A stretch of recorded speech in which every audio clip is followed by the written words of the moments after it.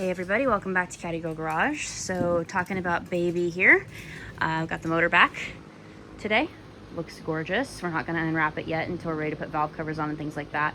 As stated in the video I posted a few minutes ago, we're waiting for the factory Cadillac Blue to come from Caddy Daddy. They are the only ones who have it. Because I did not want to use Ford blue. I have a real hatred for that color and I'm not a Ford person.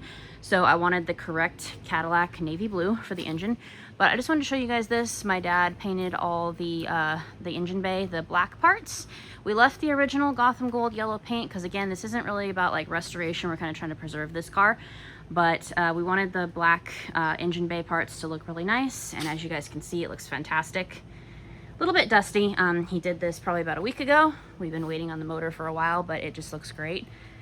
He did a great job, so I just wanted to show you guys. So we're gonna start working on getting this motor reinstalled here soon. Probably not today, it's awfully warm. Probably wait till a little bit later in the week or the weekend, but coming along nicely. Can't wait to get this one back on the road again. Thanks for watching, guys.